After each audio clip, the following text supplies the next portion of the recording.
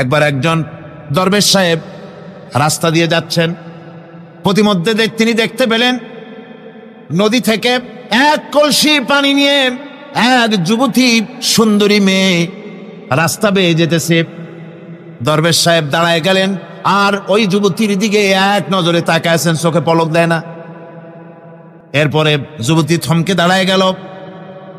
আধা বুড়া মানুষ, দাড়ি অর্ধেক পাইকে গেছে, দেখতে দেখায় খুব বুজুর্গ মানুষ, কিন্তু রাস্তায় আমার একা পায়া এমনি করে তাকিয়ে আছে আর চোখ দিয়েও তো পানি পড়ে। ব্যাপারটা কি? দরবেশ কাঁদে কেন? প্রতিমধ্যে আমাকে একা পেয়ে দরবেশ কাঁদে কেন, তাকিয়ে আছে কেন? মহিলার চিন্তা জাগলো। শেখ সাদি রহমতুল্লাহ আলাইহি ঘটনা লিখেছেন, বাংলা এক কবিতার অনুবাদ করেছেন। একদা সুখদায়ক প্রমোদা বদন, দর্শন করি মম ঝরিল নয়ন। হেসে কহে সেরূপসী সবিস্ময় মন, কহ দেখি মহাশয় কহ কি কারণ।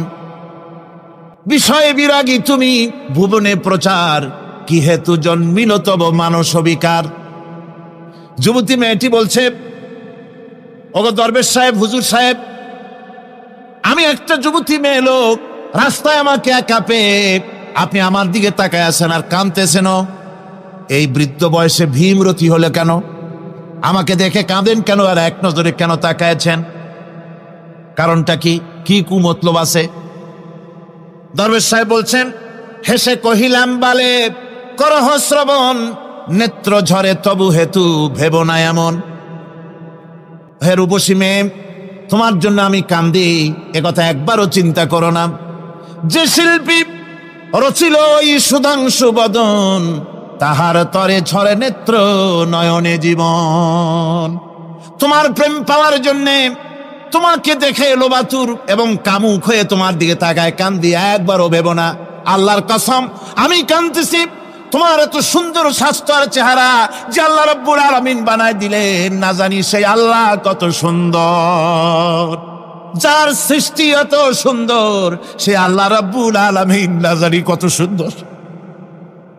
আল্লাহ পাক সেই সুন্দর আল্লাহ রাব্বুল আলামিনকে দেখার তৌফিক যেন আমরা পাই, জোরে কর আমিন। দরবেশ সাহেব চিত হয়ে শুয়ে শুয়ে তেলাওয়াত করতেছেন আর বলছেন, আল্লাহ রাব্বুল আলামিন, তোমার সৃষ্টি নৈপুণ্যতার ভিতরে কোনো ভুল ধরার ক্ষমতা তো কোনো মানুষের নাই। তবে একটা জিনিস আমার নজরে পড়ল, এই যে বিরাট বট গাছটা, পৃথিবীতে যত গাছ আছে যেমন গাছ তেমন ফল, তাল গাছটা যেমন ফলও তেমন, নারকেল গাছটা যেমন ফলটাও তেমন, কিন্তু এত বড় বিশাল বট গাছ ফল হতেছে ছোট্ট ছোট্ট ট্যাবলেটের মতো। গাছটা যেমন ফলটা তেমন হয়নি। আল্লাহ এটা ভুল না? তুমি বলেছো যে দেখো কোনো ভুল টুল আছে নাকি, তো ভুল তো না, আমার চোখে এটা লাগলো, যেমন গাছ তেমন ফল হয় না। দরবেশ সাহেব চিত হয়ে শুয়ে শুয়ে তেলাওয়াত করছেন, মনের মধ্যে এই চিন্তা আসলো, গাছটা যেমন তেমন ফলটা হলো না। দরবেশ সাহেব বলেন, এই চিন্তা করতেছি, হঠাৎ করে একটা দমকা হাওয়া বয়ে গেল, ডালে ডালে বাড়ি লেগে গেল, একটা আধা পাকা বটের ফল অনেক উপর থেকে বৃন্তচ্যুত হয়ে চট করে এসে আমার নাকের উপরে ফট করে পড়লো। নাকের উপরে এমন ভাবে পড়ছে, নাকটা জ্বলে উঠছে। আমি সেজদায় পড়ে গেলাম। দরবেশ সাহেব বলেন, আমি সেজদায় পড়ে গেলাম, চোখের পানি ফেলে আল্লাহর দরবারে মাপ চাইলাম, বললাম, রব্বুল আলামিন, তোমার কোনো জিনিসের ভিতরে কোনো খুঁত নাই, নিখুঁত জিনিস তুমি বানাইছো, কোনো ভুল নাই।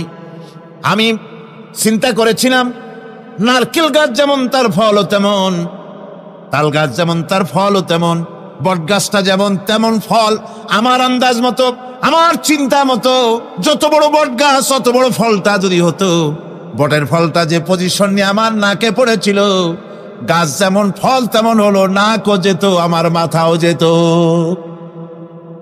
আল্লাহ রাব্বুল আলামিন বলেন, দেখো বান্দা, আমার সৃষ্টি নৈপুণ্যতার মধ্যে কোনো ভুল পাবে না। সুবহানাল্লাহ, কোনো ভুল নাই, বারবার তাকাও, কোনো ভুল পাবে না।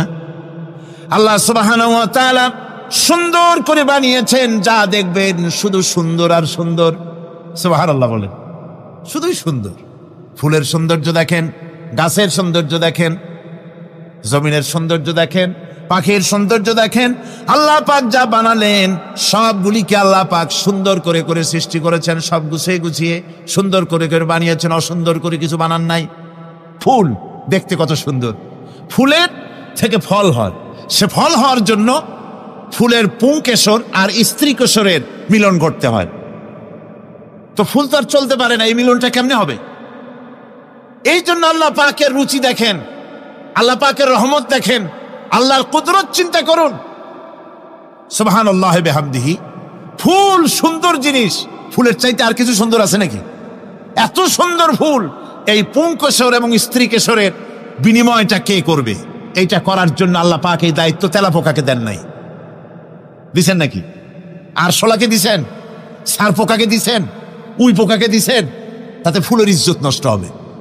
ফুল যেমন সুন্দর, আল্লাহ রুচি, আল্লাহ রাব্বুল আলামিনের সৌন্দর্য বোধ কত বিরাট, কত মহান আল্লাহ পাক। ফুল যেমন সুন্দর, ওই সুন্দর ফুলের উপরে তেলাপোকা পড়লে ফুলের সৌন্দর্য নষ্ট হবে।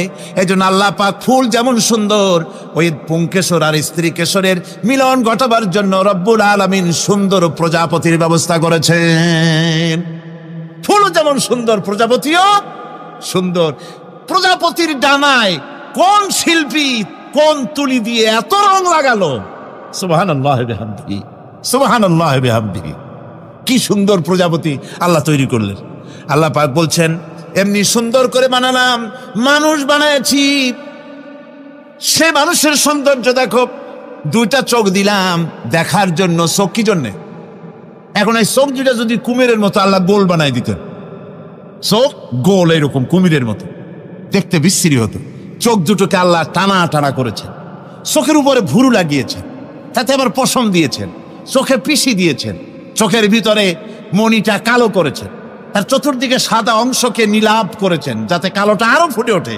সুবহানাল্লাহি বিহামদিহি। কত সৌন্দর্য আল্লাহ রাব্বুল আলামিন মানুষকে দিয়েছেন।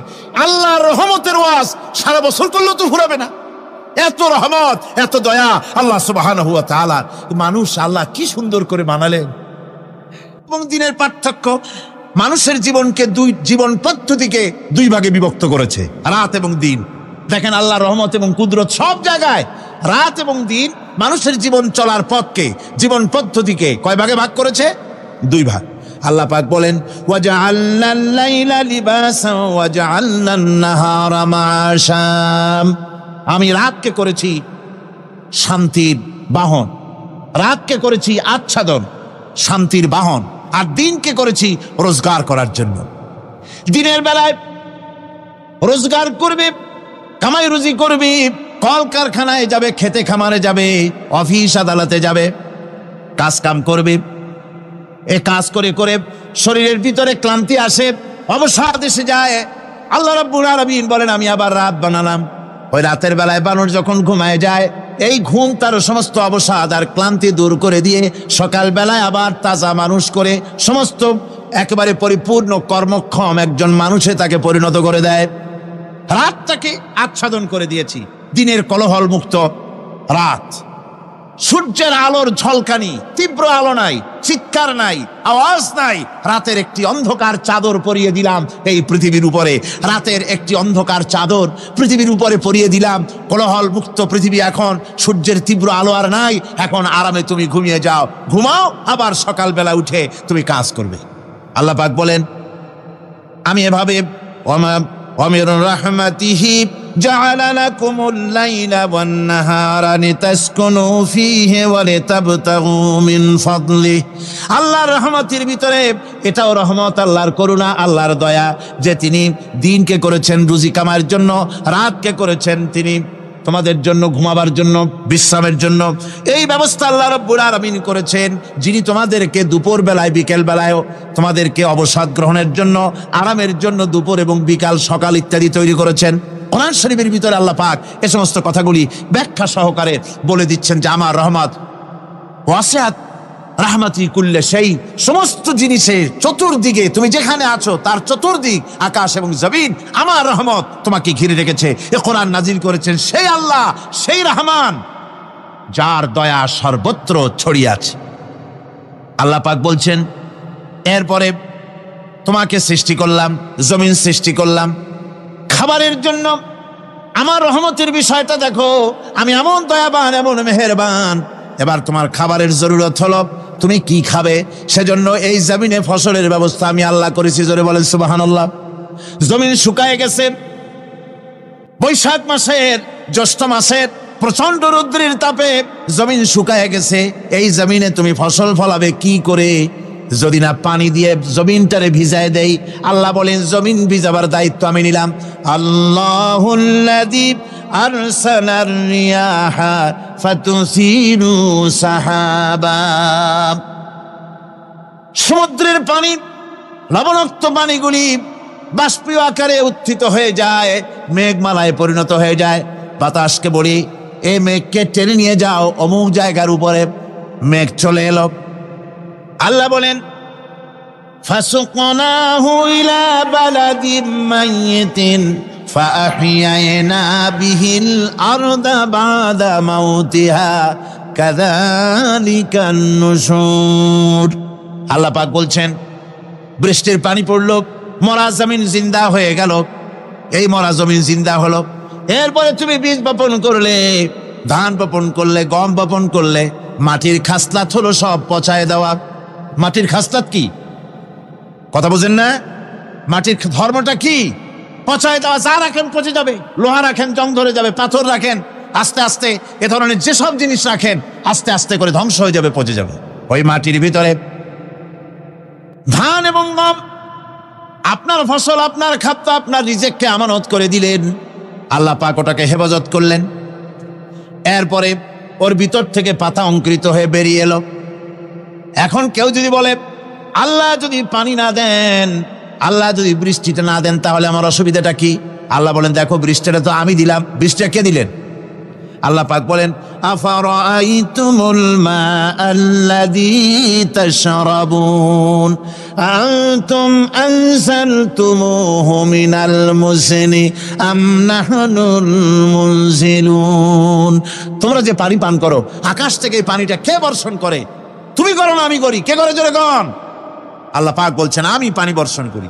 সেই পানিটা এই যে বঙ্গোপসাগরের পানি, আপনাদের কর্ণফুলীর পানি, মিষ্টি না নোনা? কি পানি জোরে কন? এই নোনা পানি আকাশে উঠলো।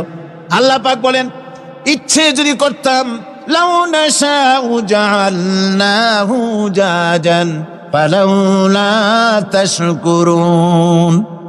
পানি উঠালাম, নোনা পানি, ইচ্ছে করলে লবণাক্ত অবস্থায় অবতীর্ণ করে দিতে পারতাম, জমিনের ফসল সব নষ্ট হয়ে যেত। কিন্তু আমি নোনা পানি উঠায়া ওই পানিগুলিকে মিষ্টি করে আমি নাজিল করে জোরে কান সুবহানাল্লাহ, মিষ্টি পানি অবতীর্ণ করে দিলাম। এখন মানুষ বলে আল্লাহ পানি না দিলে কি হইতো? আমাদের খাল আছে, বিল আছে, সাগর আছে, নদী আছে, পুকুর আছে, হাওড় আছে, টিউবওয়েল আছে, ডিপ টিউবওয়েল আছে। আল্লাহ বৃষ্টি না দিলে তো কি হয়ে গেল আমাদের? আল্লাহ পাক জবাব দিয়েছেন কুল আরাআইতুম ইন আসবাহা মাউকুম গাওরান ফামান ইয়াতিকুম বিমাইন মাইন। বলো দেখি সবে শুকাইয়া যদি যায় এই জমিনের পানি, তাহলে হেথায় তটডির ধারা কে দিবে সবারে আনি? টিউবওয়েলের পানি, পাতালের পানি, দরিয়ার পানি, সাগরের পানি, হাওড়ের পানি, বিলের পানি সব যদি আমি আল্লাহ শুকায় দেই, আমি আল্লাহ ছাড়া এমন কোন শক্তি আছে যে মরা গাঙ্গে নতুন করে পানির জোয়ার এনে দিতে পারে? আছে কেউ? কেউ নাই। আল্লাহ পাক বলেন দেখুন আমার রহমত, এভাবে করে আমি পানি দিলাম, বৃষ্টি দিলাম, এবার গাছ উঠলো। বীজ বপন করছিলা, গাছ উঠলো। আনতুম আনশাতুম শাজারাতাহা আম নাহনুল মুনশিউন। মাটি থেকে এই গাছকে কে উদ্গত করে দিল? ওই বেটা কে দিল? তুমি দিছো না আমি দিয়েছি? কে দিয়েছে জোরে কন, জোরে চিল্লা এখন কে দিল? আল্লাহ পাক বলেন গাছ উদ্গত করে দিলাম, গাছ এবার বড় হলো। এই গাছ আল্লাহ রাব্বুল আলামিন এই গাছ তৈরি করলেন। এই গাছ শুধু আপনার জ্বালানি দেয় না, গাছ শুধু ফল দেয় না, এই গাছ মানুষের জন্য, গাছ হচ্ছে বন্ধু। মানুষের জন্য গাছ কি জোরে কন? কি বন্ধু? সেই বন্ধুরে জনমের কাটা কাটবেন নাকি? এই গাছ তৈরি হচ্ছে। গাছ বন্ধু কি করে? গাছ বন্ধু হচ্ছে আমরা যে শ্বাস প্রশ্বাস নেই, মুখের থেকে নাকের থেকে যে শ্বাসটা ফেলি, সেটা হচ্ছে আমরা গ্রহণ করি বাতাস থেকে অক্সিজেন, ছেড়ে দেয় কার্বন ডাই অক্সাইড। এটা হচ্ছে বিষ। এটা কি? আমরা নিলাম পরিশুদ্ধ অক্সিজেন, নিলাম, ছেড়ে দিলাম এটাকে বিষ করে, এই বিষটা ছড়িয়ে গেল। এখন এই বিষ যদি আল্লাহ পরিশুদ্ধ করার কোনো ফ্যাক্টরি না বানাতেন, তাহলে পৃথিবীর সমস্ত প্রাণী মরে যেত। সুবহানাল্লাহ কইতে ইচ্ছে করে না? আল্লাহ পাক কি ব্যবস্থাটা করলেন! কোন দুনিয়ায় ফ্যাক্টরি নাই মানুষ যে বিষাক্ত করে দেয় আবহাওয়াকে, সেটাকে রিফাইন করার ব্যবস্থা মানুষের কাছে নাই। আল্লাহ ব্যবস্থা করেছেন কি? আল্লাহ পাক গাছ বানায় দিলেন, গাছের সবুজ শ্যামল রং, ঘাসের সবুজ শ্যামল রং তার খাদ্য হতেছে। আপনি যেটা ছেড়ে দেন আপনার জন্য যেটা বিষ, সেটা হচ্ছে তার জন্য খাদ্য। কার্বন ডাই অক্সাইড গাছ টেনে নেয়, সারা রাত টানতে থাকে অক্সিজেন থেকে, বাতাস থেকে সারা রাত টানতে থাকে। কার্বন ডাই অক্সাইড খাবার হিসাবে সে টেনে নেয়। আর দিনের বেলায় যখন রোদ ওঠে, সূর্যের উত্তাপ আর গাছের সবুজ রং দুটোতে মিলে এক প্রকারের রন্ধন ক্রিয়া হয়, রাঁধা হয়। সেই রান্নার মাধ্যমে গাছের ভিতর থেকে গাছ আবার অক্সিজেন মানুষের জন্য, প্রাণীর জন্য ছেড়ে দেয়। সুবহানাল্লাহ। তো গাছ আপনার জন্য বন্ধু, একদিকে গাছ আপনার এই কাজ করলো, ফার্নিচার বানাইলো, ছায়া দিল, ফল দিল। আল্লাহ পাক বলেন, এই গাছগুলি কে তৈরি করলো মিয়া? তুমি করছো না? আমি করছি। আমি আমার রহমত দিয়ে তোমার গাছ বানাই দিলাম। এরপরে ফসল দিলাম, ফসল হলো, তোমার তরি তরকারি হলো, সব কিছু তোমার হয়ে গেল। এবার ফসল দেখা মানুষে যখন দেখে জমিনে বড় বড় ধানের গোছা হয়েছে, মোটা মোটা ধানের গোছা হয়েছে, মোছে তখন তেল মাখে আর নতুন নতুন গানের আয়োজন করে। এবার ফসল বেশি হয়েছে, গান, থিয়েটার, বাজনা, গুনাগার বিবি, কত রকমের গানের ব্যবস্থা করে ফেলে। জমিনে ফসল আর মোছে তেল মাখে আনন্দে। আল্লাহ রাব্বুল আলামিন বলেন, লাউ নাশাউ লাজআলনাহু হুতামান ফাযান্তুম তাফাক্কাহুন। আমি যদি ইচ্ছে করি তোমার জমিনের সমস্ত ফসলটাকে আমি সম্পূর্ণ কুটায় পরিণত করে দিতে পারি, তুষে পরিণত করে দিতে পারি। পারেন না? ধানের ভিতরে আল্লাহ যদি চাউল না দেন তাহলে সব তুষ হয়ে যাবে না? তখন কি করবেন আপনারা? কি করবেন? কোন বাংলাদেশ তখন হরতালের দেশ। যখন আপনি দেখলেন যে জমিনে ধানে এবার সব তুষ হইছে, তখন আল্লাহর বিরুদ্ধে হরতাল করেন। লাভ হবে কিছু? লাভ হবে? আল্লাহর বিরুদ্ধে আপনারা অনশন ধর্মঘট করেন, লাভ হবে কিছু? কোনো লাভ হবে না। আল্লাহ রাব্বুল আলামিন বলেন, কোনো লাভ হবে না, বরং তোমরা তখন বলবে, ইন্না লামুগরামুন বাল নাহনু মাহরুমুন। কপালে তখন আঘাত করবে, পরাঘাত করতে থাকবে আর বলবে যে আরে কপাল পোড়া হয়ে গেলাম, হতভাগ্য হয়ে গেলাম, বঞ্চিত হয়ে গেলাম, আল্লাহর রহমত থেকে সর্বনাশ হয়ে গেল। তখন কপালে আঘাত করা ছাড়া আর কিছুই করতে পারবে না। আল্লাহর বিরুদ্ধে মিছিল চলে না, সমাবেশ চলে না, বিক্ষোভ চলে না, হরতাল চলে না। মহান আল্লাহ রাব্বুল আলামিন বলছে, দেখো এইভাবে করে তোমার ফসলের ব্যবস্থা আমি আল্লাহ করেছি। আমি রহমান, আমি আল্লাহ পাক কি এমন রহমান। আজ জমিনের ফসল বৃদ্ধির জন্য ইউরিয়া, সুপার সালফেট, সালফার সারের ব্যবস্থা হয়েছে, নানান জাতের সারের ব্যবস্থা হয়েছে। যখন এই সার মানুষ তৈরি করতে শেখে নাই, আবহমান কাল থেকে এই জমিনের জন্য সারের ব্যবস্থা কে করেছেন? জোরে কন। আল্লাহ পাক বলেন, আমিন আয়াতিহি আইয়ুরিকুমুল বারকা খাউফাও ওয়া তামাম। আমার অসংখ্য নিদর্শনাবলীর মধ্যে এটাও একটি নিদর্শন যে আকাশে বিদ্যুৎ চমকে মেঘের গর্জন হয়। এই যে বিদ্যুৎ চমকে গর্জন হয়, এর মধ্যে রয়েছে মানুষের জন্য ভীতি এবং আশা। তারা ভয় পায়, আর এর মধ্যে আশাও রয়েছে। আশাটা কি? আশা হচ্ছে এই যে বিদ্যুৎ যে বছর যত বেশি চমকায় মেঘে, সে বছর জমিনে ফসল তত বেশি বাড়ে। কৃষিবিদরা বলেছেন, বিদ্যুৎ যত বেশি চমকায় জমিনের ফসল তত বেশি বাড়ে। সুবহানাল্লাহ বিহামদিহি। এর একটা সিস্টেম আছে, সেই সিস্টেম অনুযায়ী আল্লাহ জমিনে ফসল বাড়ায় দিলেন। আল্লাহ ফসল দিলেন। এবার আপনার আল্লাহ পাক বলছেন, দেখো ফসল দিলাম, ধান হলো, চাউল হলো, মাছ হলো, গোশ হলো, সব হয়ে গেছে, এখন তুমি খাবে। রান্না বান্না হয়ে গেল। রহমত আমার দেখো, আমার রহমতটা দেখো। এ কোরআন শিখাইছেন সেই আল্লাহ রাব্বুল আলামিন, যার নাম রহমান। জোরে বলেন, তার নাম কি? রহমান। চাউল হয়ে গেছে, চাউল তো শুধু ভর্তা বানায় খাওয়া যাবে না। ভাত হয়েছে, আটা দিয়া রুটি তৈরি হয়েছে, কি দিয়া খাবেন? আল্লাহ রাব্বুল আলামিন আপনার পুকুরের ভিতরে মাছ দিয়া দিলেন, জন্তু জানোয়ার দিলেন, চার পায়া জানোয়ারের গোশত হালাল করে দিলেন, পাখির মাংস আল্লাহ রাব্বুল আলামিন হালাল করে দিলেন। এখন মাছ হলো, গোশ হলো। মাছ আর গোশ সিদ্ধ করে খাওয়া যাবে? জোরে বলেন, যাবে? যাবে না। তার গন্ধ নষ্ট করতে হবে আর সুঘ্রাণ সৃষ্টি করতে হবে। এই গন্ধ নষ্ট করে সুঘ্রাণ সৃষ্টি করার জন্য লবঙ্গ তৈরি করলেন কে? কথা কন না জ্ঞান। এলাচি কার? দারচিনি কার? লবণ কার? মরিচ কার? হলুদ কার? পেঁয়াজ কার? সুবহানাল্লাহ বিহামদিহি। এত নিয়ামত আল্লাহ রাব্বুল আলামিন বলেন, ওয়া ইন তাউদ্দু নি'মাতাল্লাহি লা তুহসুহা। আমার নিয়ামত গণনা করে করে আমার নিয়ামত গুণে শেষ করতে পারবে না, এত নিয়ামত আমি দান করেছি। এরপরে তরি তরকারি হলো, মাছ গোশ খেতে খেতে অস্থির হয়ে যাবে, তারপরে তরি তরকারি দিলাম, শাক সবজি দিলাম, সব কিছু আমি আল্লাহ রাব্বুল আলামিন দিয়েছি। আমার নাম রহমান, তোমার সমস্ত প্রয়োজন আমি দিয়েছি, মিটাই দিয়েছি। এবার তরি তরকারি হলো, আর মানুষ তরি তরকারি খাইলো, আল্লাহ শুকর আদায় করলো না। শুকর আদায় করে না। এত সুন্দর মজার কদু, সেই কদু খায়, আর কদু খাইয়া মোসে তাও মারে আর বলে স্বাদের লাউ বানাইলো বৈরাগী।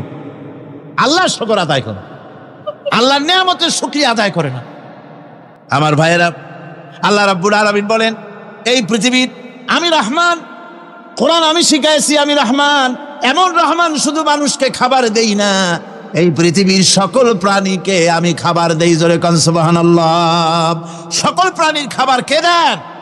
ওয়ামা মিন দাব্বাতিন ফিল আরদি ইল্লা আলাল্লাহি রিজকুহা। এই পৃথিবীর বুকে এমন কোন বিচরণশীল জীব নাই যে জীবের রিজকের দায়িত্ব আমি আল্লাহ গ্রহণ করি নাই। সমস্ত রিজকের দায়িত্ব কে নিয়েছেন? চিল্লায়ে কোন? আল্লাহ সুবহানাহু ওয়া তাআলা। আচ্ছা, আপনি কোন তো দেখি, একজন জমিদার, একজন বড় লোক, চৌধুরী, খুব বড় লোক, তার বাড়িতে 20 জন লোক গেছে রাতের বেলায়। 20 জন লোক গিয়ে মেহমান হইল। মেহমান হইয়া তারা বলতেছে, সাহেব আমরা তো মেহমান, আমি এক একজন এক এক রকমের খাবার চাইলো। একজনে বললো আমি হরিণ খাবো, আর একজনে কয় আমি মুরগি খাবো, আর একজনে বললো আমি খরগোশ খাবো, আর একজনে বললো আমি হাতি খাবো, আর একজনে বললো আমি ছাগল খাবো। 20 জন মানুষে 20 রকমের খাবার চাইলো। একজনে কয় বোয়াল মাছ খাবো, আর একজনে কয় রুই মাছ খাবো। 20 জনে 20 রকমের খাবার দাবি করলো। বলেন, জমিদার তো বাড়ির ধারে, জমিদারের বাপ, সেও কি পারবে 20 জনকে 20 রকমের খাবার পরিবেশন করতে? কোন প্রস্তুতি ছাড়া পারবে? পারবে না। কোন প্রস্তুতি ছাড়া জমিদার হোক, রাজা বাদশাহ হোক, 20 জন মানুষের খাবার 20 রকমের দিতে পারে না। আর আল্লাহ এমন রহমান, এই পৃথিবীর লক্ষ কোটি কোটি জাতির প্রাণীকে কোটি কোটি রকমের খাবার আল্লাহ রাব্বুল আলামিন পরিবেশন করতেছেন। সাপের খাবার একরকম, ব্যাঙের খাবার আর এক রকম। ব্যাঙে যা খায় সাপে তা খায় না, সাপে যা খায় ব্যাঙে তা খায় না। হাতির খাবার, গন্ডারের খাবার, ভল্লুকের খাবার, বাঘের খাবার, সিংহের খাবার, মানুষের খাবার, ছাগলের খাবার, মুরগির খাবার, মশার খাবার, সারপোকার খাবার, সমস্ত খাবার ভিন্ন ভিন্ন। আবার সমস্ত খাবারের মজা আল্লাহ রাব্বুল আলামিন আলাদা আলাদা করে দিয়েছেন। এমন রহমান, আপনার পেট ভরবেন শুধু স্বাস্থ্য বাড়াবার জন্য, পেট ভরে খাওয়া দরকারটা ছিল। আল্লাহ পাক দেখলেন যে না, শুধু পেট ভরলে তো এরকম খাইতে চাইবে না, তাই আল্লাহ রাব্বুল আলামিন জিহ্বা দিয়ে দিলেন যাতে করে মজা লাগে আর খায়। সব রকমের মজা, এক এক গোশতে, এক এক মাছে, এক এক তরকারিতে এক এক রকম মজা না, সব রকম মজা, সব একরকম মজা, ভিন্ন ভিন্ন রকমের মজা। আল্লাহ পাক বলেন আমি রহমান, দেখো আমি কিভাবে খাওয়াই। ওয়া কাইয়্যিম মিন দাব্বাতিন লা তাহমিলু রিজকুহা আল্লাহু ইয়ারযুকুহা ওয়া ইয়্যাকুম। এই পৃথিবীতে এমন অনেক বিচরণশীল জীব আছে যে প্রাণীরা নিজের জন্য কোনো সঞ্চয় করে না, সঞ্চয় করে শুধুমাত্র পৃথিবীর মানুষ। আর পিঁপড়ায় কিছু সঞ্চয় করে। অন্যান্য বহু প্রাণী আছে যাদের কোনো সঞ্চয় নাই।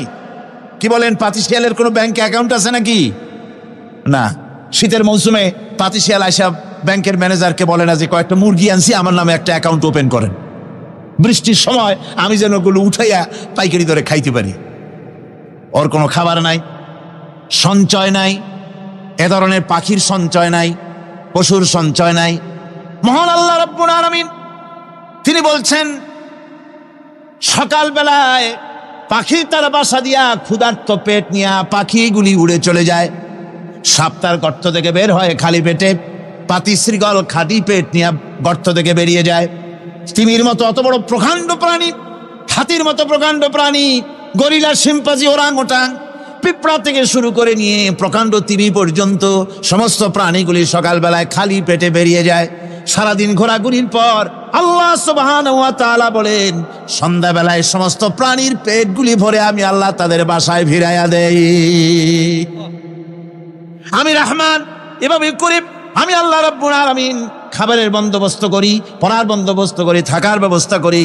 ইয়া আইয়ুহান নাসু যুকুরু নি'মাতাল্লাহি আলাইকুম হাল মিন খালিকিন গায়রুল্লাহ ইয়ারযুকুকুম মিনাস সামাই ওয়াল আরদ।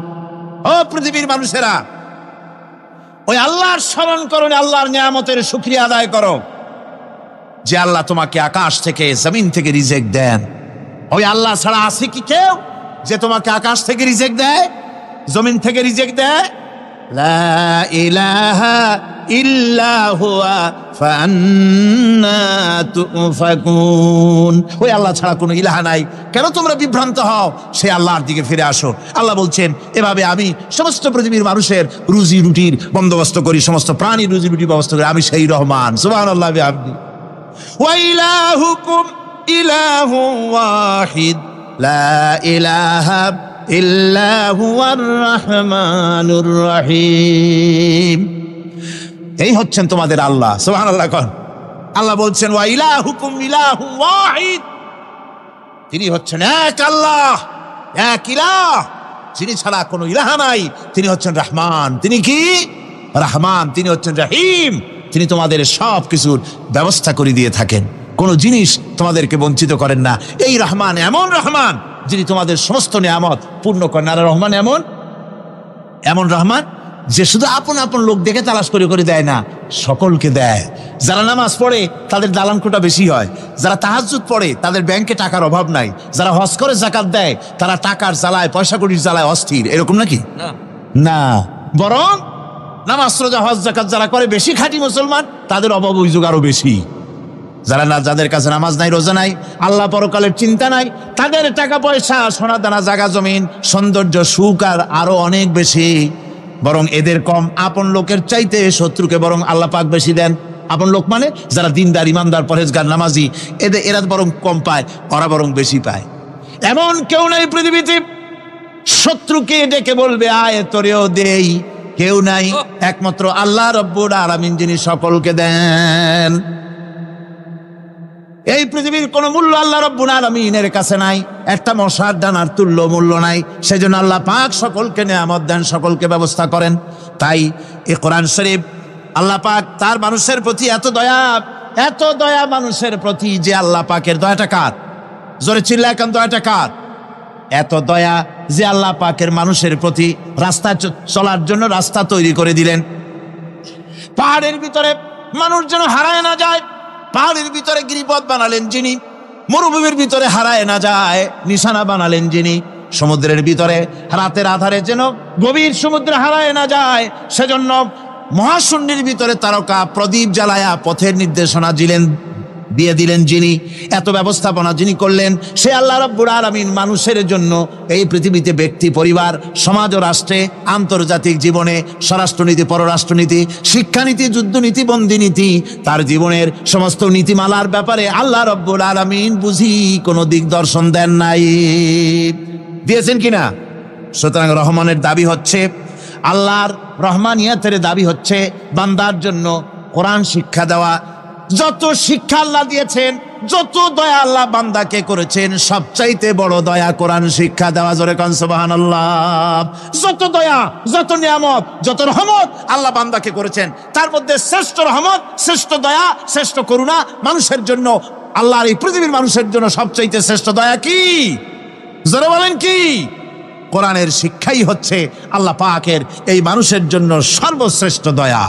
আমার বন্ধুগণ, কোরআনে কারিমে রব্বুল আলামিন বলেন, ফাআনজালাল্লাহু সাকিনাতাহু আলাইহি ওয়া আইয়াদাহু বিজুনুদিন লাম তারাওহা। আল্লাহ পাক তার মনের মধ্যে গভীর প্রশান্তি এবং স্বস্তি দান করলেন, আর এমন সৈন্য দিয়ে সাহায্য করলেন যে সৈন্যদেরকে তোমরা দেখতে পাও না। এভাবে করে রব্বুল আলামিন মুমিনদের বিপদে আপদে মুসিবতে সব সময় আল্লাহ পাক মুসলমানদেরকে সাহায্য করেছেন। জোরে বলেন সুবহানাল্লাহ। মুমিনদের সাহায্যকারী আল্লাহ। তাই ইসলামী আন্দোলনের সাথে যারা আছে, যারা কর্মী, যারা নেতা, নেতা, যারা মুমিন, যারা ঈমানদার, মেঘের মতো প্রচন্ড কালো মেঘ হয়ে চতুর্দিক থেকে অন্ধকারের মতো এসেছে বিপদ, কোনো বিপদ না। আল্লাহ পাক সাহায্যকারী। কে সাহায্যকারী? জোরে বলেন, সাহায্যকারী কে? আল্লাহ সুবহানাহু ওয়া তাআলা, তিনি সাহায্যকারী, ভয় নাই। আল্লাহ পাকের উপর ঈমান আনলে পরে কলিজার ভিতরে দুর্জয় সাহসের সৃষ্টি হয়ে যায়, কোনো ভয় অন্তঃকরণে তার থাকে না। আল্লাহ পাক সাহায্য করেন। আর আল্লাহর উপরে ঈমান আনলে পরে রব্বুল আলামিন বলেছেন, ইয়া আইয়ুহাল্লাযীনা আমানু হাল আদুল্লুকুম আলা তিজারাতিন তুনজিকুম মিন আযাবিন আলীম। এমন একটা ব্যবসার কথা কি বলবো না যে ব্যবসায় তোমাদেরকে জাহান্নামের আযাব থেকে বাঁচায় দেবে। তার প্রথম কাজই হলো আল্লাহর প্রতি ঈমান আনা। ঈমান আনলে পরে এই সমস্ত গুণ তৈরি হয়ে যায়।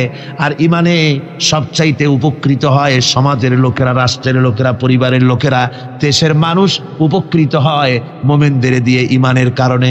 তার কারণ হলো একজন মুমিন, একজন ব্যক্তি যখন ঈমানদার হয়, মুমিন হয়ে যায়, আল্লাহর প্রতি যখন প্রগাঢ় বিশ্বাস তার এসে যায়, তখন সেই ব্যক্তি নৈতিকতার মান তার বেড়ে যায়। জোরে বলেন সুবহানাল্লাহ। নৈতিক চরিত্রের উপরে সে প্রতিষ্ঠিত হয়, সে মিথ্যা বলতে সাহস পায় না।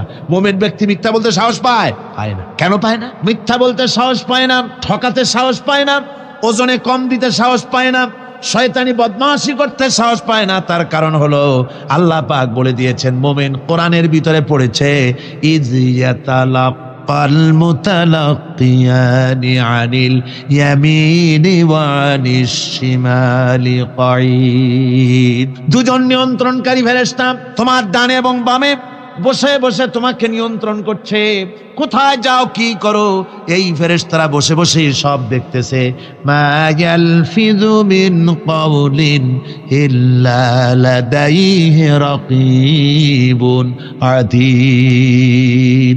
মানুষ এমন কোনো কথা বলে না যা ফেরেশতারা রেকর্ড না করে, সব রেকর্ড হয়ে যায়। তাই মুমিন ব্যক্তি দায়িত্বহীন কথা বলতে পারে না।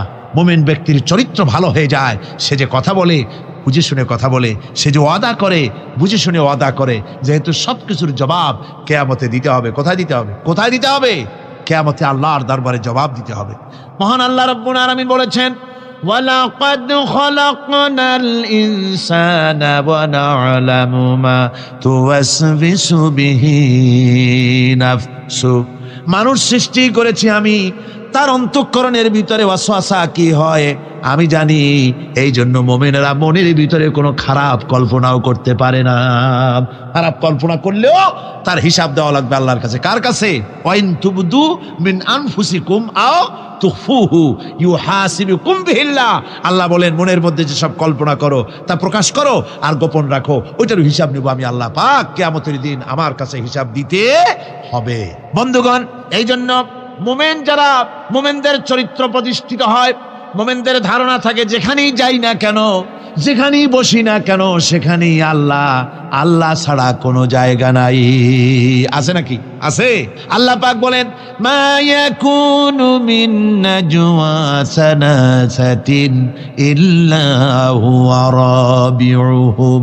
তোমরা যেখানে তিনজন মিলে পরামর্শ করো, মনে রেখো তিনজন নও, ওখানে চতুর্থ সত্তা আমি রব্বুল আলামিন তোমাদের কাছে আছি। সব শুনি আর দেখি।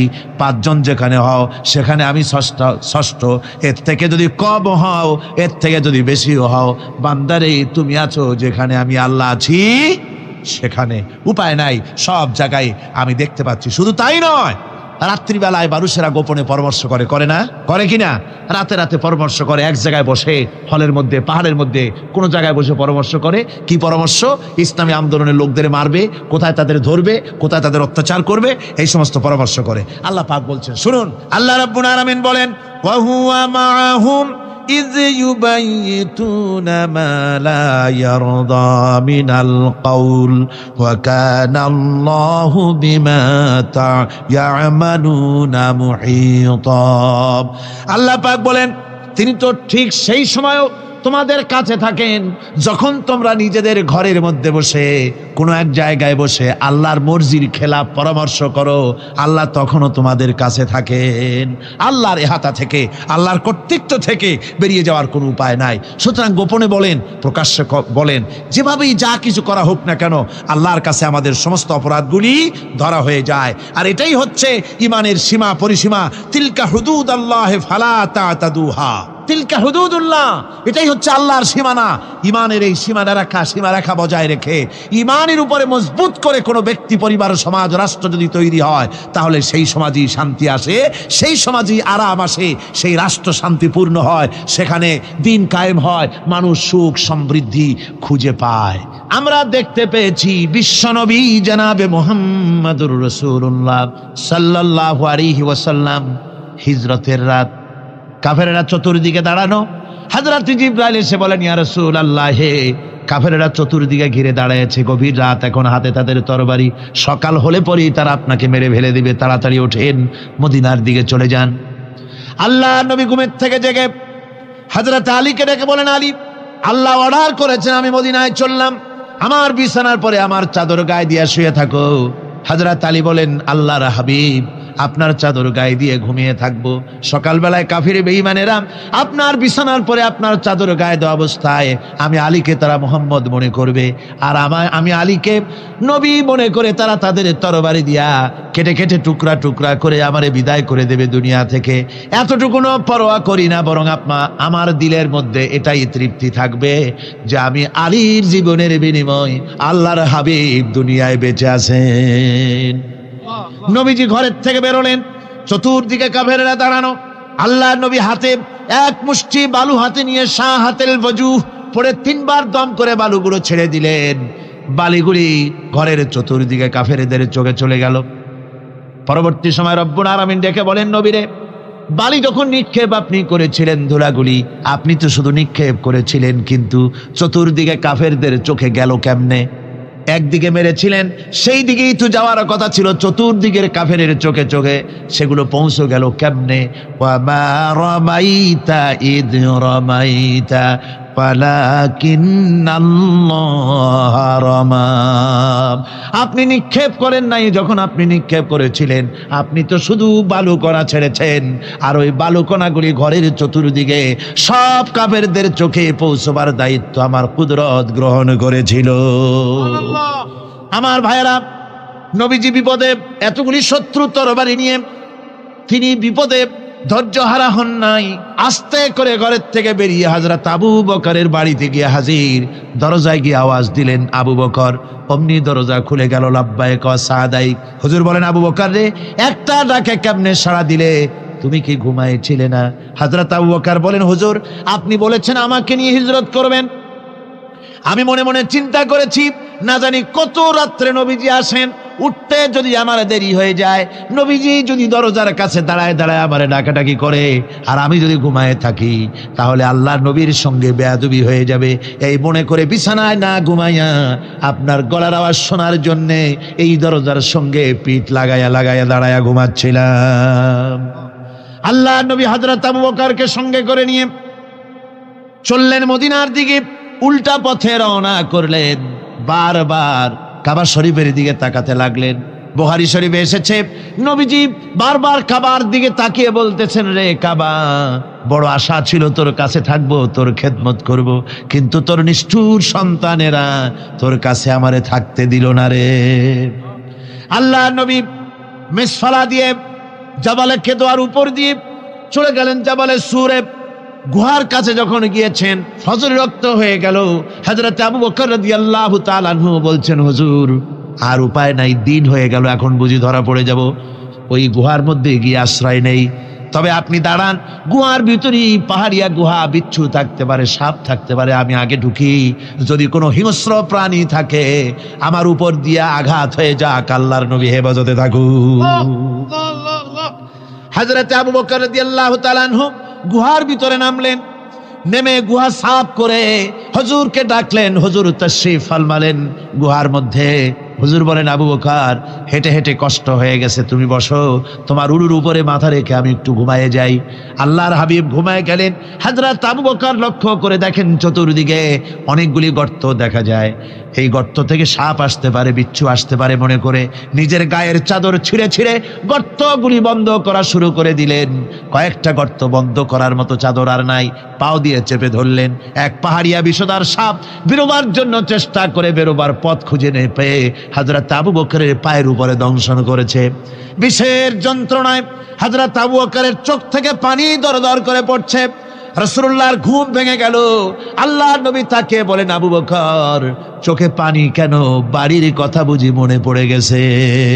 হযরত আবু বকর বলেন, ইয়া রাসূলুল্লাহ, আল্লাহর নামে কসম করে বলি, যেই দিন আমি ঈমান এনেছি ওই দিন থেকে আমার মা বাপ, আমার কোলে আমার সন্তান, আমার স্ত্রী, আমার জায়গা জমি ঘর বাড়ি, এমনকি আমার নিজের আত্মার চাইতে হুজুর আপনারে ভালোবাসি বেশি।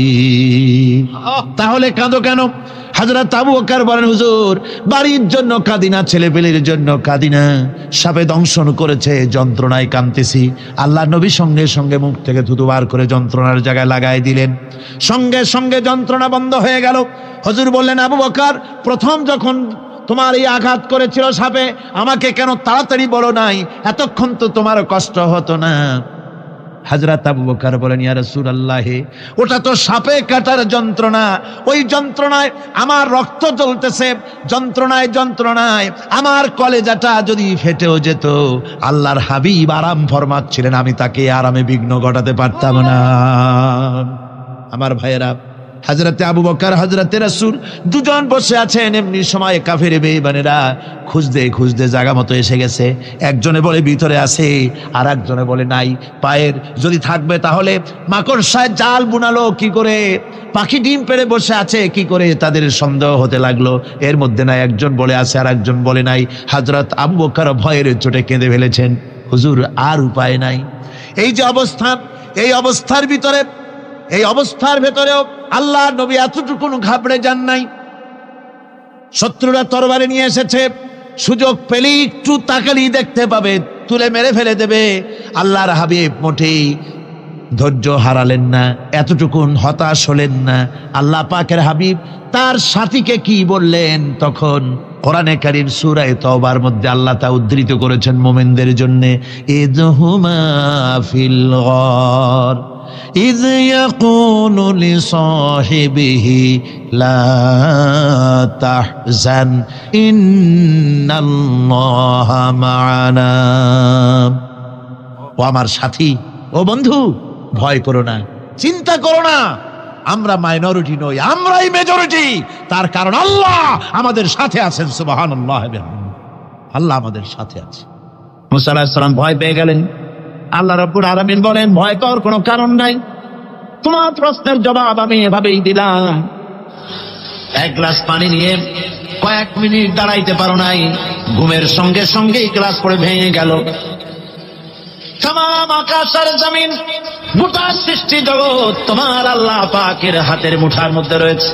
আল্লাহ যদি ঘুমায় যায় সব শেষ হয়ে যাবে। তামাম সৃষ্টি জগতের ট্রাফিক কন্ট্রোল আল্লাহ কর্তৃক হয়, আর মানুষের যা হয় আল্লাহ পাক তার থেকে সম্পূর্ণ মুক্ত। আল্লাহ পাকের ঘুম নাই, তন্দ্রাও নাই। লা তাখুযুহু সিনাতু ওয়ালা নাওম, ঘুমও নাই, তন্দ্রাও নাই। আল্লাহ পাক সমস্ত রকমের মানবীয় কোয়ালিটি থেকে, গুণ থেকে মুক্ত, মুবাররা, পবিত্র। হযরত ইমাম আবু হানিফা রাহমাতুল্লাহ আলাইহির সাথে এক নাস্তিকের বহাস হবে। স্থান এবং তারিখ নির্ধারণ করা হলো। ইমাম সাহেব দেরি করে আসলেন। নাস্তিক বলছে, আমি আপনার সঙ্গে কোনো বিতর্কে যেতে চাই না, কারণ আপনি ওয়াদা রক্ষা করতে পারেন নাই, নির্ধারিত সময়ের অন্তত 3 ঘন্টা পরে এসেছেন। তিনি বললেন, আমি কেন দেরি করলাম সেটা তো তুমি জিজ্ঞেস করবে। আচ্ছা বলেন কেন দেরি করেছেন? তিনি বললেন, দেখো, এই জায়গায় আসার পথে একটা নদী বেঁধেছিল, কি করে আমার কাছে পারাপারের কোনো বন্দোবস্ত ছিল না। এক পর্যায়ে হতাশ হয়ে গেলাম, আমার বোধহয় যাওয়াই হবে না। শেষ পর্যন্ত আমি দেখতে পেলাম হঠাৎ করে আমার পাশে একটা ফলের বীজ পড়ল, তা দিয়ে একটা গাছ অঙ্কুরিত হলো। দেখছি না তা গাছটা একটা মহুল হয়ে পরিণত হয়ে গেল। কই থেকে একটা করাতে সে গাছটা কেটে ফেলে দিল। ফটাফট কতগুলি তটকা বেরিয়ে আসলো, কোথার থেকে একটা হাতুড়ি আর কতগুলি লোহা এসে ঠাস ঠাস করে বাড়ি লেগে একটা কিস্তি তৈরি হয়ে গেল। কিস্তিটা ধাবায় পড়লো নদীতে, আমি লাফ দিয়ে উঠলাম, তাই তা বেরিয়ে উঠল। নাস্তিক বলছে, আপনার সাথে আমি জানছিলাম যে আপনি অত্যন্ত বুদ্ধিমান মানুষ, কিন্তু যে ঘটনা শুনাইলেন আপনার স্ক্রু একটাও টাইট আছে বলে মনে হয় না, আপনার সাথে আর কোনো বহস নয়। তিনি বললেন, কেন? কই বহস না, আপনি বলছেন যে এইরকম একটা গাছ চারা হয়ে গেল, সাথে সাথে বিনা মিস্ত্রিতে গাছটা কাটলো, তারপরে এইটা দিয়ে তক্তা হলো, লোহা আসলো, হাতুড়ি হইলো, বিনা মিস্ত্রিতে কিস্তি তৈরি হয়ে গেল, নৌকা এটা পড়লো নদীতে, আর বিনা মাঝিতে আপনি পার হয়ে আসতেন। এটা কি আদৌ সম্ভব? ইমাম আবু হানিফা রাহমাতুল্লাহ আলাইহি বলছেন, তোমার সাথে আমি কোনো কিতাব দিয়ে ঝগড়া করব না, কোনো কিতাব দিয়ে আমি তোমার সাথে বহস করব না। এই একটি দৃষ্টান্ত তোমার জন্য যথেষ্ট। একটা মিস্ত্রি ছাড়া যদি একটা কিস্তি তৈরি না হতে পারে, একটা গাছ কেটে তক্তা যদি না হতে পারে, এই বিশাল আকাশ, এই বিশাল জমিন, আর তোমার মতো এরকম একটা সুন্দর মানুষ বিনা মিস্ত্রিতে বিনা স্রষ্টায় তৈরি হলো কেমনে? এক কথায় নাস্তিক বলছে আমার জীবনের ভুল ধরা পড়ল। নাস্তিক বলছে জীবনের ভুল ধরা পড়েছে, আমি মুসলমান হয়ে গেলাম। লা ইলাহা ইল্লাল্লাহু মুহাম্মাদুর রাসূলুল্লাহ। জোরে পড়েন, লা ইলাহা লা ইলাহা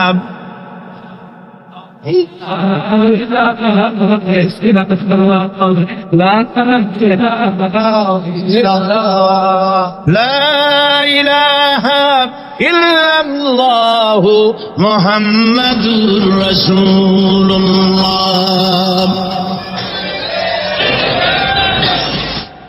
আল্লাহ পাক বলছেন, আমি আদম, আমি দাউদ এবং সুলাইমানকে জ্ঞান দান করেছি, ইব্রাহিমকে জ্ঞান দান করে। কোরআন শরীফের বহু জায়গায় শুধু জ্ঞানের কথাই বলা হয়েছে। সুবহানাল্লাহ।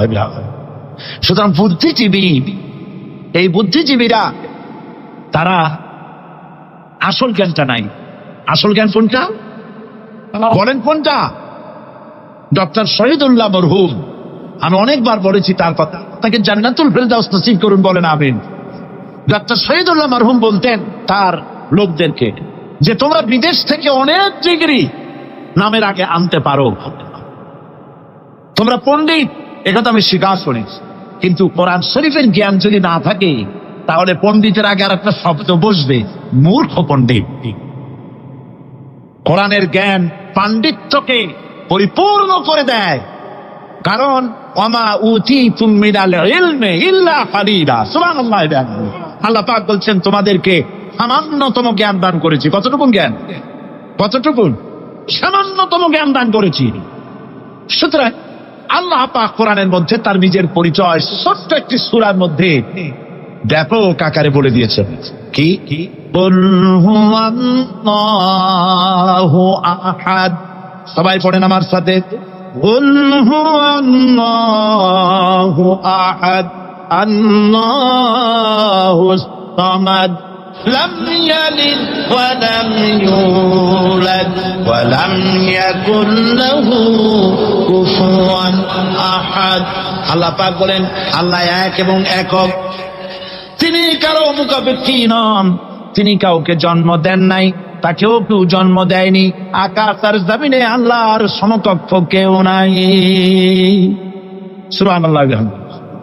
তাকে কেউ জন্ম দেয়নি, তিনিও কাউকে জন্ম দেননি। তিনি এক, তিনি ছিলেন, তিনি আছেন, তিনি থাকবেন, তার শুরুও নাই, তার শেষও নাই। সুবহানাল্লাহ। এই আল্লাহ রাব্বুল আলামিন তার পরিচয় আয়াতুল কুরসি সার্বভৌমত্বের পরিচয় দিয়েছে, আল্লাহর পরিচয় দিয়েছে। আল্লাহ তিনি খালিক। মানব সৃষ্টি এবং পৃথিবীর সৃষ্টি ইতিহাস ঘাটলে মানুষের যদি কিসমত ভালো থাকে তাহলে আল্লাহর সান্নিধ্য, আল্লাহর অস্তিত্ব সম্পর্কে জ্ঞান তাকে আল্লাহ পাক দান করে দেন। সুবহানাল্লাহ। পৃথিবীর সৃষ্টির ব্যাপারে বুদ্ধিজীবীরা কি বলছেন দেখুন। পৃথিবীর সৃষ্টির ব্যাপারে বিজ্ঞানীরা বলছেন যে এই পৃথিবী এরকম ছিল না। তো কিরকম ছিল? এইটা সূর্যের পাশ থেকে একটা উজ্জ্বল শক্তিশালী জ্যোতিষ্ক দারুণ ফোর্স নিয়ে যাচ্ছিল। সেই ফোর্স সহ্য করতে না পেরে সূর্যের একটি দুর্বলতম অংশ সূর্য থেকে ছিটকে মহাশূন্যে পড়ে গেল, আর ঘুরতে ঘুরতে এই পৃথিবীর অস্তিত্ব লাভ করল। বিজ্ঞানের এই কথা যদি বিশ্বাস করতে হয়, তাহলে আমাকে বলতে হয় এখন তো মানুষেরা আর পৃথিবীতে ধরছে না, ঠিক কিনা? কথা বলছেন না? মানুষ পৃথিবীতে এখন ধরতেছে, বিভিন্ন দেশ খালি বলতেছে মানুষ কমাও, সন্তান কমাও, বিভিন্ন পদ্ধতি গ্রহণ করো, আর মানুষ বাড়াইও না।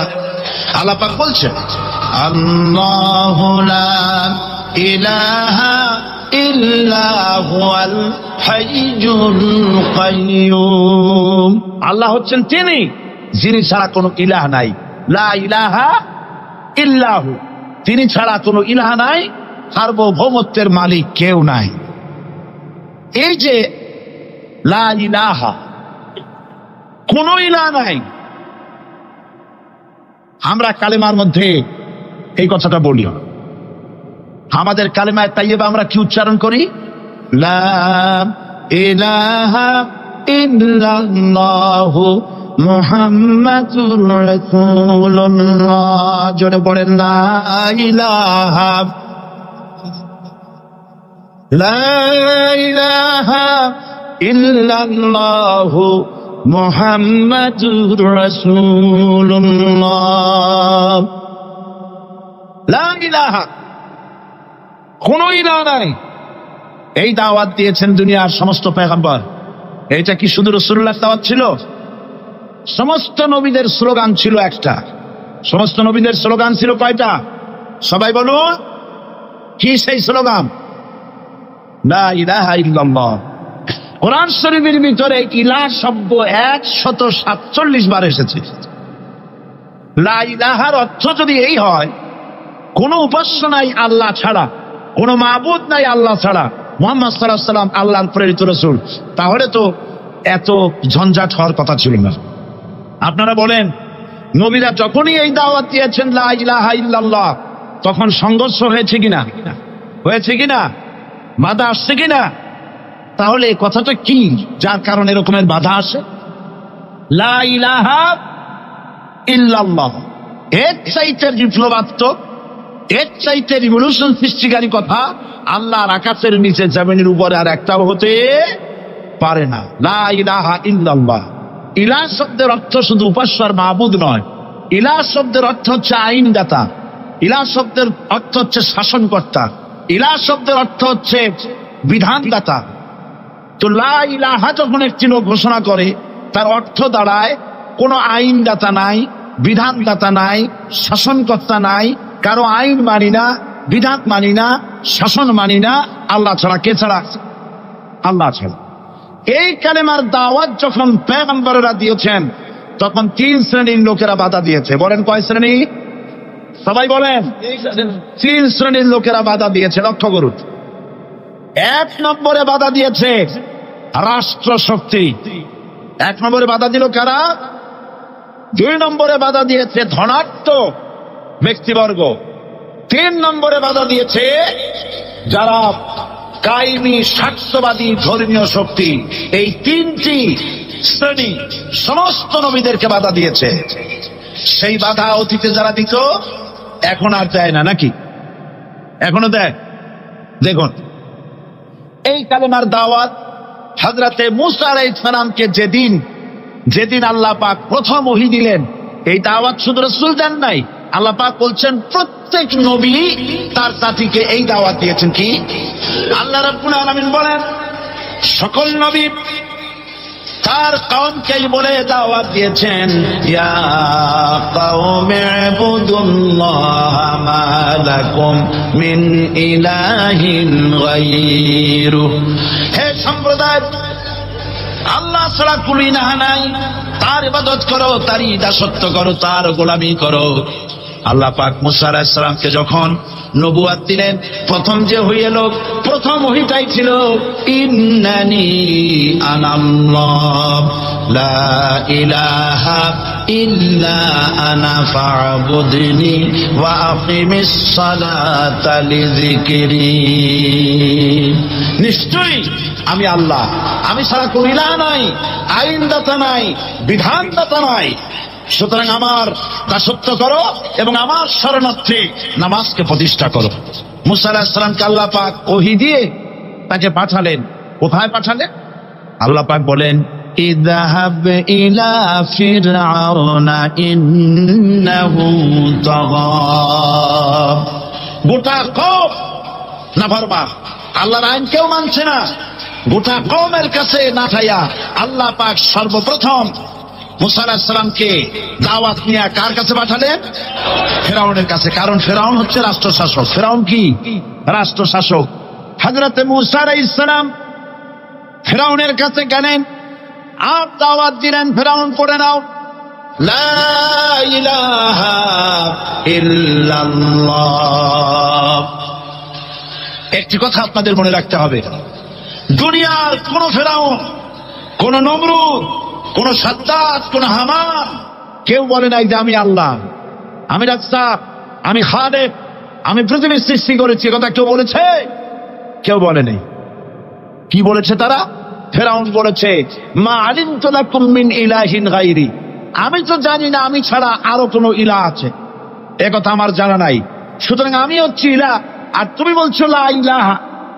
তার মানে হচ্ছে ওই সময় পয়গম্বরেরা, আল্লাহর নবীর সাহাবীরা তারা জানতেন যে আমরা কিসের দাওয়াত দেই, আর যারা শুনতো তারাও বুঝতো কিসের দাওয়াত শুনতেছি।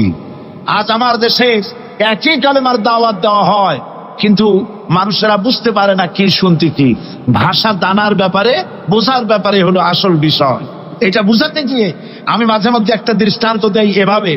একজনের একটা রেশনের দোকান ছিল, সেই দোকানে তার একটা ময়না পাখি ছিল।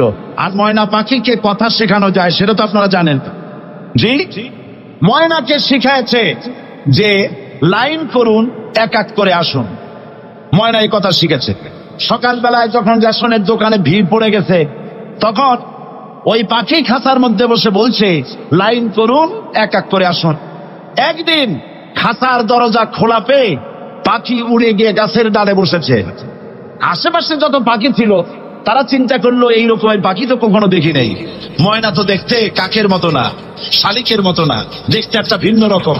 ওরা এসে চতুর্দিক থেকে এই নবান্ত, এই যে নতুন এসেছে, ওরে ঠোকরানো শুরু করেছে চতুর্দিক থেকে। ঠোকরানি খেয়ে ময়না বলতেছে লাইন করুন, এক এক করে আসুন। এখন ময়না তো বোঝে না যে কি বলতেছি, আর যে পাখিরা ঠোকরাচ্ছে তারাও তো বোঝে না যে কি শুনতেছি। ময়না যদি বুঝতো যে আমি কি বলি, সবাই মিলে ঠোকরায়, তাই দান পাচ্ছে না। লাইন করে ঠোকরাইনি তো কলজে যাবে, সব ফড়ে রোডে চলে, বুঝতে নাই। আমাদের অবস্থা তাই হয়েছে। সুতরাং এই কালেমার দাওয়াত যখন হযরত মুসা আলাইহিস সালাম দিলেন, ফিরআউন বলল আমি তো জানি না যে আমি ছাড়া আরো কোন ইলাহ আছে, আইনদাতা তো আমি, তুমি নতুন কোথা থেকে আইনদাতা নিয়ে আসছো? ফিরআউন বলছে দেখো, আমারে বাদ দিয়া যদি অন্য কাউকে ইলাহ বলে তুমি মানো আর সেই শিক্ষা যদি জাতিকে দাও, তাহলে আমি তোমাকে ধরে লাআজআলান্নাকা মিনাল মাসজুনিন, আমি তোমাকে কারারুদ্ধ করব, আমি তোমাকে জেলখানায় ঢুকিয়ে দেব। রাষ্ট্রশক্তি প্রথম বাধা দিল কারা? বলেন সবাই। সেই বাধা কি ওখানে শেষ হয়েছে না এখনো আছে? আছে কিনা জোরে বলেন। আমি তোমাকে জেলখানায় ঢুকাবো।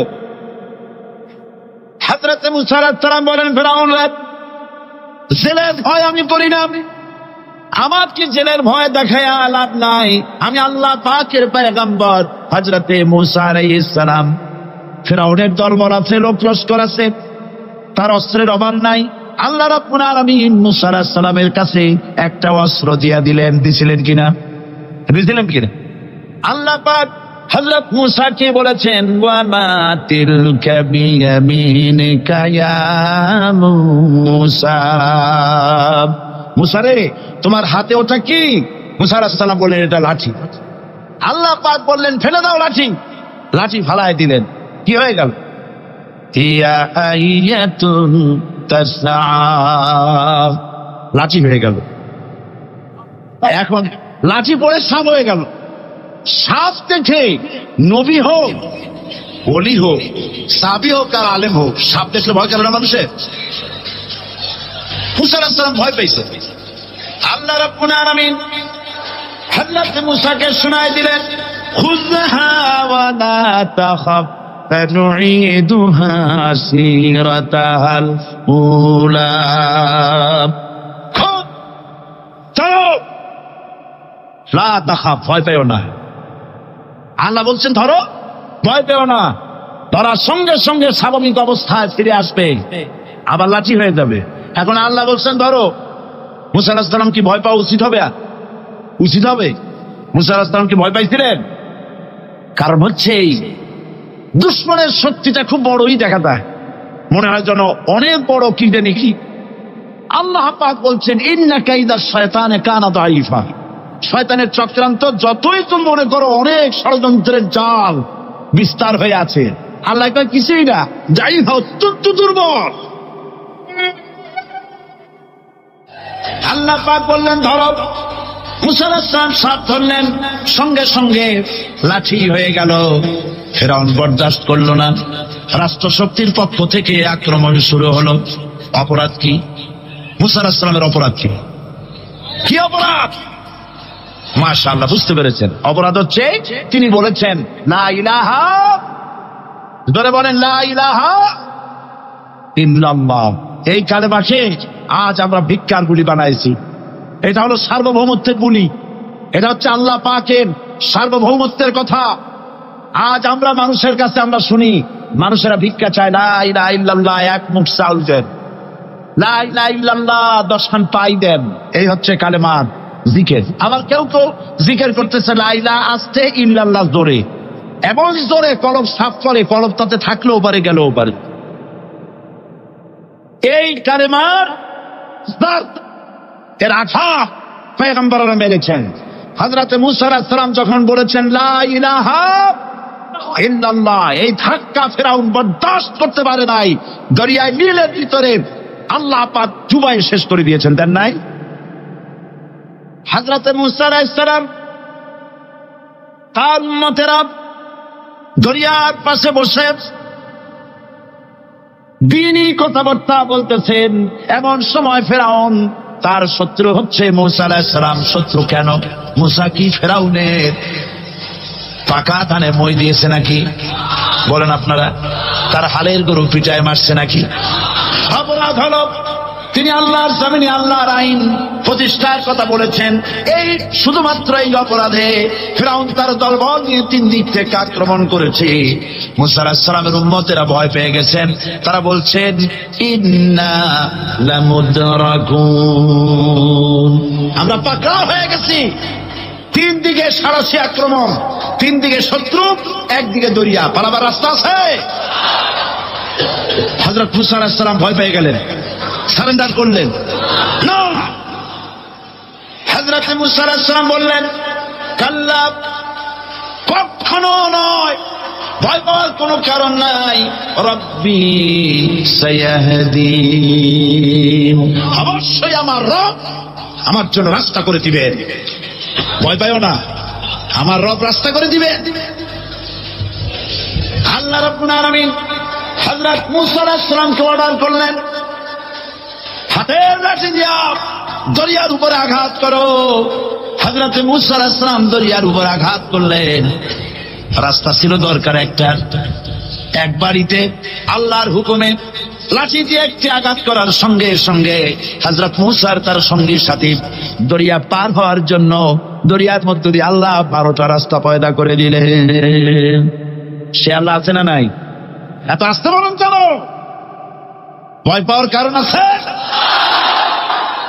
রাষ্ট্র শক্তি বাধা দিয়েছে সমস্ত নবীদেরকে। কেন? নবীদের চরিত্র খারাপ? জোরে বলেন, নবীদের চরিত্র খারাপ? নবীদের চাইতে মাসুম বেগুনাহ উন্নত চরিত্রের মানুষ আল্লাহ আকাশের নিচের জমিনের উপরে আর হয় না। তোমরা যে সব নেতাদের পিছনে দৌড়াও, অমুকের সৈনিক, নেতা নেতা করে মরো, এইসব নেতা তাদের পিছনে দৌড়াও, এই নেতাগুলি, আমি জিজ্ঞেস করি আপনাদেরকে, এই নেতাগুলি জীবনে একবারও জেনা করে নাই? এ ব্যাপারে অনুসারীরা আপনারা কি নিশ্চিত? মিথ্যা কথা জীবনেও কয় নাই, প্রতারণা করে নাই, হাতটা করে নাই, বিদ্রুপ করে নাই, মদ খায় নাই, মানুষ হত্যা করে নাই। কিসের নেতা? নেতা হচ্ছেন সেই ব্যক্তি যিনি বলেছেন, ও আমার স্ত্রীরা, ও আমার সাহাবীরা, রাতের আধারে আমার মধ্যে যা আচরণ দেখতে পাও, দিনের আলোতে আমার মধ্যে যা দেখতে পাও, সবগুলি খুলে খুলে মানুষের কাছে বলে দাও। তার নাম বিশ্বনবী মুহাম্মদ রাসূলুল্লাহ সাল্লাল্লাহু আলাইহি ওয়াসাল্লাম।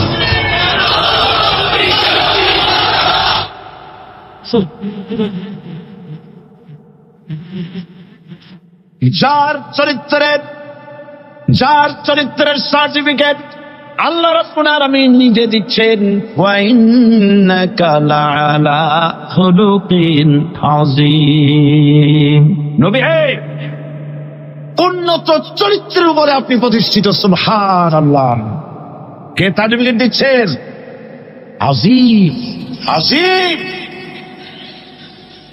আরবিতে চওড়াকে বলা হয় আরিফ, গভীরতাকে বলা হয় আমিক।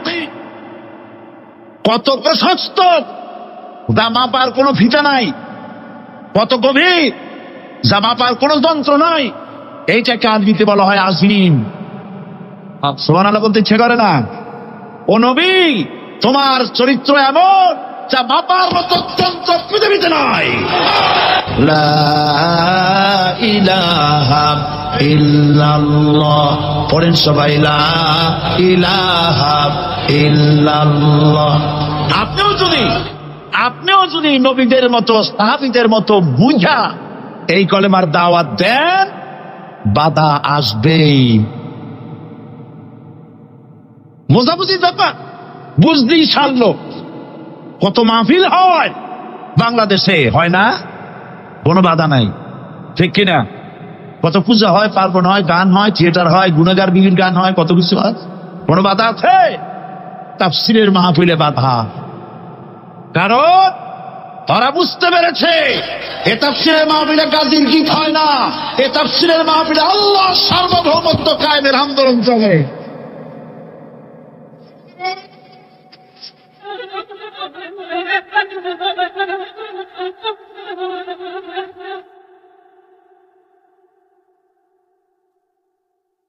বিশ্বকবি আল্লামা ইকবাল কি সুন্দর করে বলেছেন, আজ ভি হো जो इब्राहिम का इमाम पैदा आप कर सकती है एक अंदाजे गुलिस्तां पैदा। ইব্রাহিমের ঈমান যদি আজও কোথাও হয় বিদ্যমান, করতে পারেন অগ্নিকুণ্ডে খুবসুরত এক গুলিস্তান। এখনো যদি ইব্রাহিমের সন্তানদেরকে আগুনের মধ্যে ফেলে দেওয়া হয়, আর ইব্রাহিম ইমাম যদি থাকে, আগুনকে ফুলের বাগান বানাবার ক্ষমতা আল্লাহর আছে। চিরকাল আল্লাহ পাক এই কালেমাকে দিয়েছেন আল্লাহর সার্বভৌমত্বকে প্রতিষ্ঠা করার জন্য। আয়াতুল কুরসি শুধু পড়ে বুকে ঢু দেওয়ার জন্য নয়, পড়ে না ভাষা। আল্লাহু লা ইলাহা ইল্লা হুয়াল হাইয়ুল কাইয়্যুম। দুনিয়ার সমস্ত পয়গম্বর অত্যাচারিত হলেন, শুধু তাই নয়, বিশ্ব নবী আখির জামানার পয়গম্বর নবী মুহাম্মদ রাসূলুল্লাহ সাল্লাল্লাহু আলাইহি ওয়াসাল্লাম জাতির কাছে আসলেন। তিনি এসে বললেন, ইয়া আইয়ুহান নাস কুলু লা ইলাহা ইল্লাল্লাহ। প্রথম দাওয়াত শুনছেন কথা? রাসূলুল্লাহ বলছেন, ও জাতি, আমার রাসূল তো মক্কার রাসূল না শুধু, মদিনার রাসূল না শুধু, আপনি ভাষাভাষীদের রাসূল না শুধু, আমার নবী কি নবী? চিল্লায় বলেন। হাই, তিনি বলেছেন, বিশ্বের মানবতা, বিশ্বের মানব গোষ্ঠী, যদি মুক্তি পেতে চাও, নাজাত পেতে চাও, উচ্চারণ করো, বিশ্বাস করো, আমল করো, বলো লা ইলাহা ইল্লাল্লাহ। জোরে পড়েন লা ইলাহা ইল্লাল্লাহ, লা ইলাহা ইল্লাল্লাহু মুহাম্মাদুর রাসূলুল্লাহ। কোরআনে কারীমের ভিতরে আয়াতুল কুরসির মধ্যে বলে দিয়েছেন আল্লাহু লা ইলাহা ইল্লা হুয়াল হাইয়ুল কাইয়্যুম। প্রাণ খুলে সবাই পড়েন, বসা মানুষ দাঁড়ানো বানো। আল্লাহু লা ইলাহা ইল্লা হুয়াল হাইয়ুল কাইয়্যুম। আল্লাহ রাব্বুল আলামিন, তিনি ছাড়া কোনো ইলাহ নাই, তিনি সার্বভৌমত্বের মালিক, কেউ নাই আল্লাহ ছাড়া। এই কথা মানুষকে ঘোষণা করতে হবে। সুবহানাল্লাহ ওয়ালহামদুলিল্লাহ লা ইলাহা ইল্লাল্লাহ, সুবহানাল্লাহ ওয়ালহামদুলিল্লাহ লা ইলাহা ইল্লাল্লাহ, সুবহানাল্লাহ ওয়ালহামদুলিল্লাহ লা ইলাহা ইল্লাল্লাহ, লা ইলাহা ইল্লাল্লাহু মুহাম্মাদুর রাসূলুল্লাহ। আল্লাহুম্মা আমিন। রব্বানা যালামনা আনফুসানা ওয়া ইন লাম তাগফির লানা ওয়া তারহামনা লানাকুনান্না মিনাল খাসিরিন। সবাই পড়েন আমার সাথে, রব্বানা যালামনা আনফুসানা ওয়া ইন লাম তাগফির লানা ওয়া তারহামনা লানাকুনান্না মিনাল খাসিরিন। রব্বানা যালামনা আনফুসানা ওয়া ইন লাম তাগফির লানা ওয়া তারহামনা লানাকুনান্না মিনাল খাসিরিন। আলোচনায় যদি কোনো ভুল হয়ে থাকে আল্লাহ দয়া করে মাফ করে দাও। রব্বুল আলামিন, আমাদের দোয়া তুলুদি জিকির আজকারে আমাদের আলোচনায় তুমি যে খুশি হয়েছো যতটুকুন, তার সবটুকুন বিশ্বনবী মুহাম্মাদুর রাসূলুল্লাহ সাল্লাল্লাহু আলাইহি ওয়াসাল্লামের রূহ মুবারকে পৌঁছায়া দাও। রব্বুল আলামিন, तमाम আম্বিয়ায়ে কিরাম, উলামায়ে মুতাকাদ্দিমিন, উলামায়ে মুতাআখিরিন, সালফে সালিহিন, যারা দুনিয়া থেকে মুমিন মুমিনাত বিদায় হয়ে গেল, আল্লাহ কবরগুলিকে জান্নাতের টুকরায় পরিণত করে দাও। রব্বুল আলামিন, এই লক্ষ লক্ষ মুসলমান নরনারী ভিক্ষুকের মতো তোমার দরবারে হাত তুলেছি। আল্লাহ গো, আমাদের মধ্য থেকে আমাদের মা বাপ যাদের দুনিয়া থেকে বিদায় হয়ে গেছে, আল্লাহ আমাদের মা বাপের কবরে সওয়াব পৌঁছায়া দাও। রব্বুল আলামিন, আত্মীয় স্বজন যদি বিদেশে থাকে, 2 মাস 6 মাস পর চিঠি দিয়া খোঁজ খবর পাওয়া যায়, প্রত্যেক দিন টেলিফোন করে খবর পাওয়া যায়, কিন্তু আমাদের মা বাপ যাদের মারা গেল, বছরের পর বছর, যুগের পর যুগ বিদায় হয়ে গেল, কোন হালতে আছে জানি না। আল্লাহ আমাদের মা বাপের কবরগুলি জান্নাতের টুকরায় পরিণত করে দাও।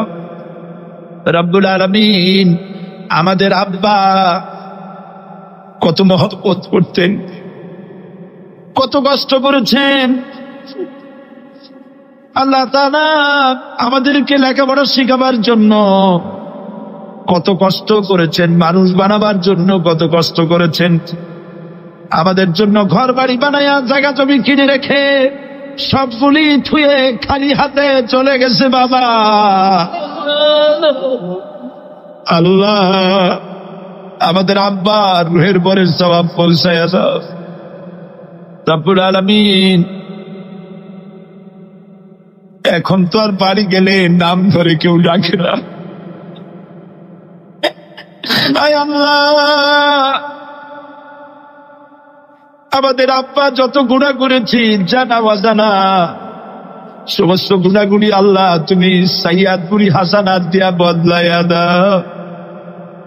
রব্বুল আলামিন আমাদের জনম দুঃখিনী মা, আয় আল্লাহ মা যা যে হারাইছে সেই বুঝে কি নিয়ামত তার চলে গেছে।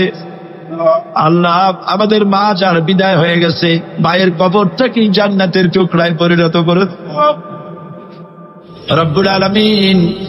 মায়ের পেটের ভিতরে বসে 10টা মাস ধরে মায়ের কষ্ট দিছি, তিনি ডেলিভারিতে কষ্ট করেছেন, 2-2.5 বছর বুকের দুধ খেয়ে কষ্ট দিয়েছি, পেশাব পায়খানা করে মায়ের কাপড় চোপড় নষ্ট করে দিয়েছে। মা বিরক্ত হন নাই, থাপ্পড় মারেন নাই, আষাঢ় দিয়া ফলায় দেন নাই। আল্লাহ মা চাচের মারা গেল মামু, মায়ের কবরটাকে জান্নাতের টুকরা বানায়া দাও। রব্বির হামহুমা কামা রব্বায়ানি সগীরা। আমার ভাইরা, আমার মা বোনেরা করুণ ভাবে আল্লাহরে বলেন রব্বির হামহুমা কামা রব্বায়ানি সগীরা, রব্বির হামহুমা কামা রব্বায়ানি সগীরা। রব্বানা তাকাব্বাল মিন্না ইন্নাকা আনতাস সামিউল আলিম وتب علينا إنك أنت التواب الرحيم سبحان ربك رب العزة عما يصفون وسلام على المرسلين والحمد لله رب العالمين واجعل آخر كلمة عند الموت لا إله إلا الله محمد رسول الله. السلام عليكم ورحمة الله.